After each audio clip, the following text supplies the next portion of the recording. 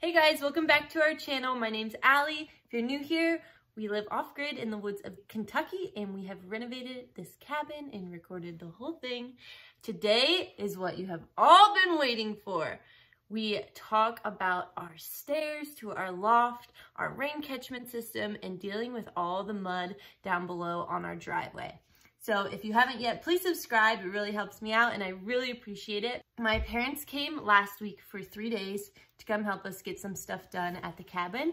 And unfortunately, I worked 2 out of the 3 days. So I got some footage the first day, and then Dylan and my mom recorded some footage of what was going on while I wasn't here, thankfully, so that I can share it all with you guys. But I'm also going to narrate because they didn't say anything in the videos. So I'm gonna tell you a little bit about what we did. All right, so my parents are gonna be here for like a little bit of a week, so we're just taking it slow. We got the stairs up here. My mom's bringing up pieces of the cabinet. We have to walk everything up, so that's a struggle.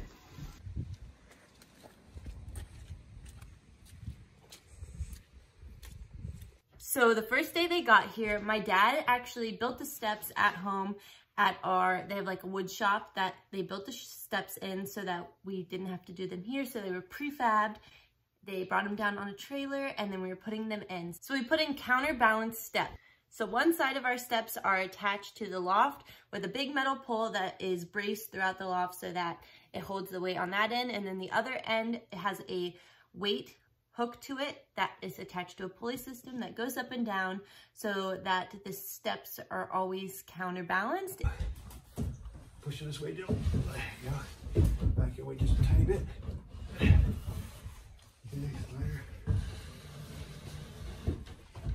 Now pull that way a little bit. A little bit more. Okay. Relax, there we go. It moved. Right, Just like homemade, baby. homemade. All right.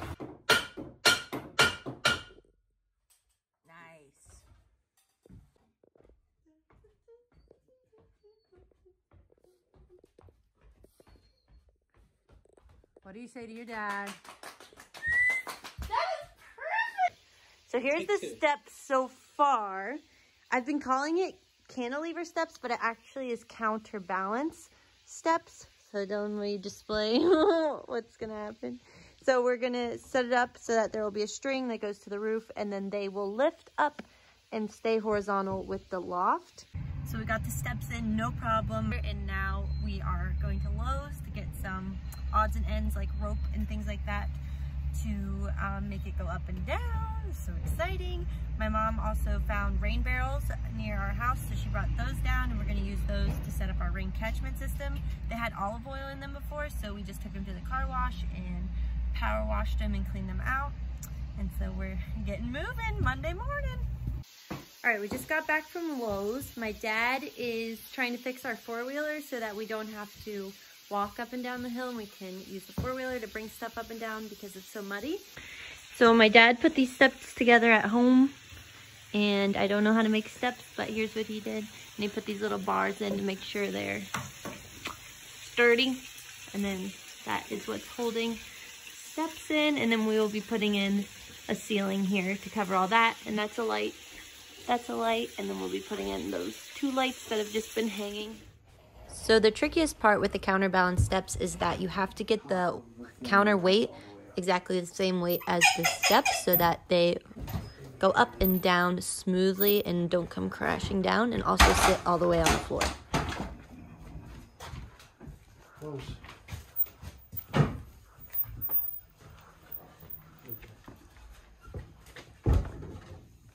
Close. Close. Same as last time? Yeah, about the same. Cone, plastic cone like a... Yeah, like a safety cone on the side of the road. Just grab one.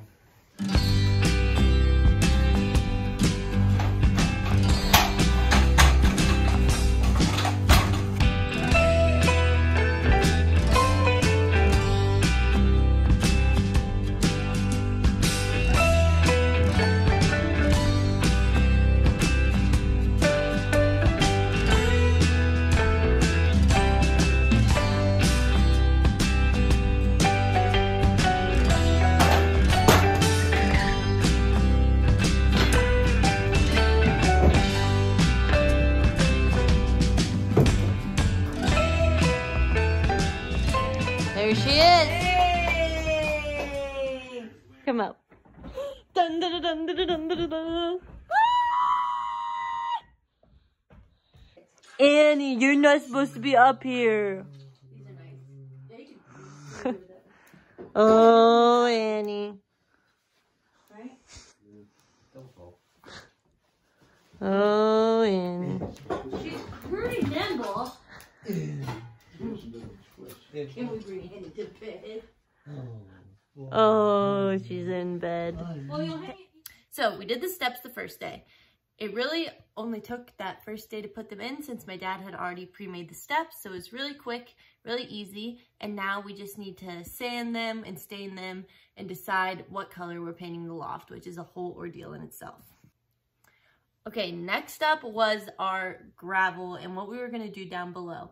So originally we had planned on renting a dump truck to do it ourselves because we know we were so like in such a rural area. We knew that the gravel place wouldn't deliver here. So originally we were gonna rent a dump truck, and then I called around, and for a lot of them you needed like a CDL license to drive the dump truck, and then we couldn't find one in our area, and then you had to make an account and turn in your insurance and things, so we just didn't do it far enough in advance.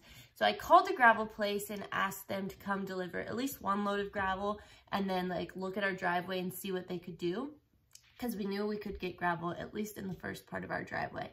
So Lewis came down and he dumped some gravel on our driveway, and he took a look at what we were dealing with. He said he was sorry he couldn't get his truck down there to dump gravel down below, which was really sad. So what we did was Dylan and my dad went and rented a dump trailer and went and got loads of gravel back and forth all day. We're really lucky because we were only about 7 miles from the gravel quarry to go get gravel. So all day they went back and forth dumping gravel and shoveling it into places that were really muddy. So they did that for about a day, and then the next day on the bottom part of our driveway, it is just so muddy. It was thick, like 10 inches of just mud. Every time it rained, if Dylan would drive through, it was just so thick, gushy mud. And we really need to get it graded, get the ground graded so that it properly drains and everything, but that's just not in the budget right now. So what we did instead is they bought about 2,500 pounds of concrete and rented a rototiller, and they brought it down there and dumped all the concrete and tilled it in with the mud to try to toughen up the mud and make it less porous so that the water will run off. So right down there, it's right next to a creek, and if it was graded properly, you would think it'll all just run into the creek, but right now we're not there yet. So they rented the tiller, tilled in the mud with the 2,500 pounds of concrete, and also made drainage ways so that the water would come down and drain into the creek.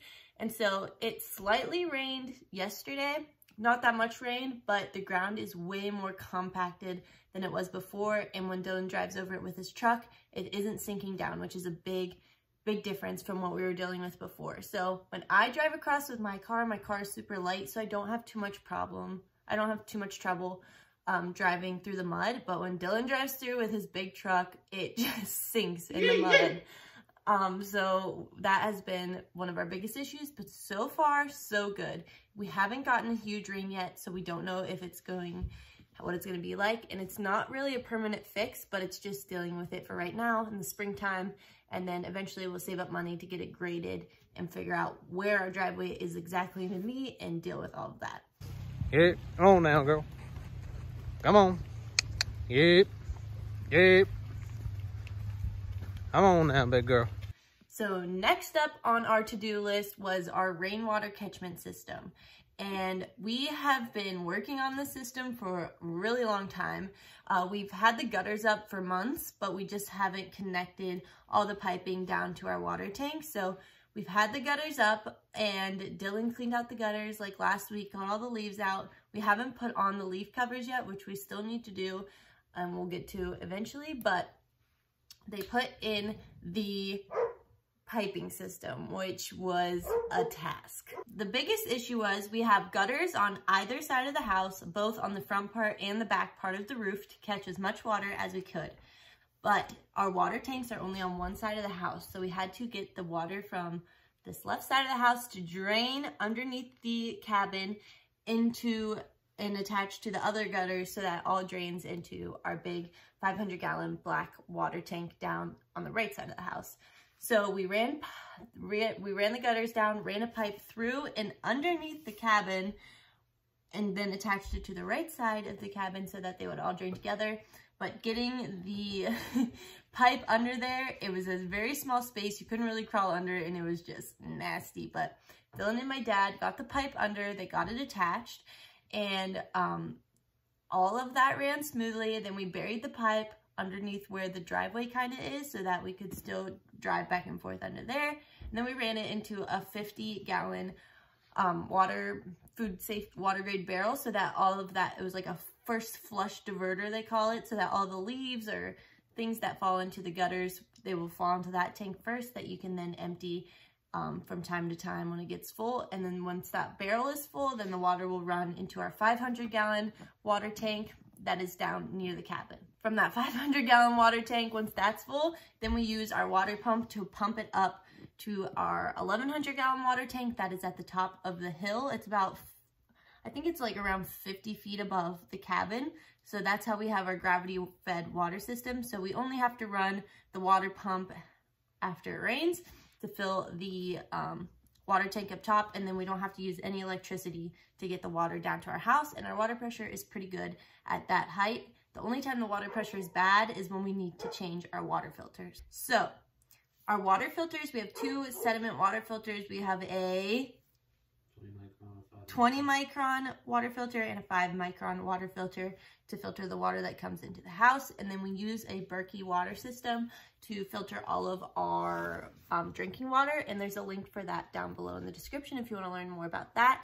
We also have our Berkey stand in there. I know a lot of you guys ask about that. And so there's a link down below for that too. But we love our Berkey. And so that cleans out, it'll clean out E. coli. It does everything. So you could throw any water into that and drink it after it comes out. It even gets out like red dye and things like that. So we love our Berkey. So that is our filtration system for our water. Another issue we had was that the pipe that runs under the house isn't fully at a downward slope. So some of the water can sit in the pipe. So we had to deal with that in case the water ever freezes. We don't want the pipe to freeze.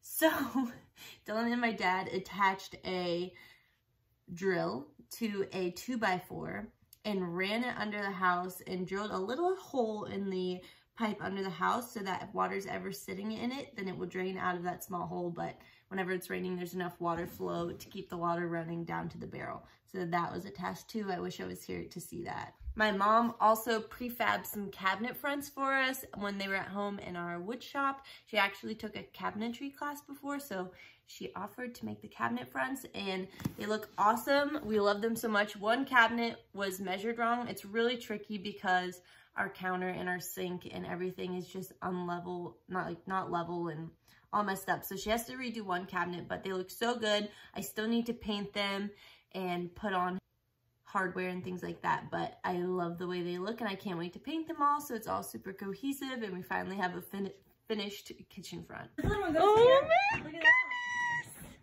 Right? It's so cute! Now this is the one I messed up on, but it's gonna be okay. Oh. My mom made these drawers that will fit in this cabinet. Organize it a little better.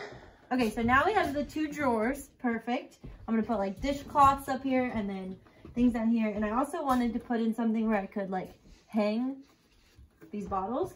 So we're just going to take this 1x3 and screw it in right here and hang our bottles like that so that we can put more stuff on the bottom and there will be room for things. So excited. We went to go open the bottom drawer, but we screwed it shut. My dishes have been sitting here, and I had the dish rack thing underneath, but it molded and it warped our countertop. Lesson learned. The kitchen looks so good. It's gonna look so good. It's not painted yet, but it will be eventually. All right, so here's our little drawer. Slides in, and then we put in this little 1x3 to hold all of our sprays. And then we turn this, which originally this would be like where a sink is, but we turned this into a drawer. And this is where all of our, you know, towels and things and sponges will be. And it's just so much more storage. So we got so much accomplished in those 3 days that my parents were here. We were so grateful for their help and all of their work that they've come and helped us figure this all out. We wouldn't be able to do it without them, but we got so much accomplished. I'm so excited because those were the biggest things that we were having trouble with.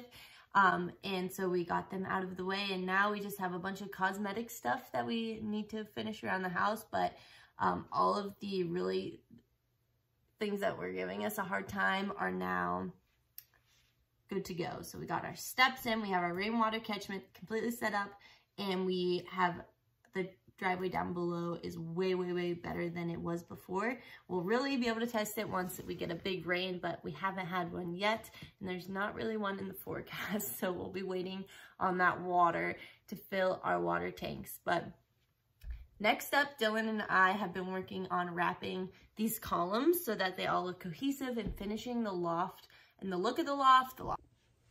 My phone just died, so I have to use Dylan's. But if you guys have any questions or comments, leave them down below. I can't wait to update you guys on what the cabin looks like. So that's how we spent our last week. Those are all the updates I have for you right now. Like I said, our next video will be doing more of the design stuff on the loft, and I know a lot of you are looking forward to that, so we're trying to get it finished. It's hard going to work every day and only being able to do stuff on the weekends, but I really appreciate you guys watching. Thanks for being here. If you haven't yet, please subscribe, like the video if you enjoyed it, and I'll update you guys on whatever comes next. Thanks for watching.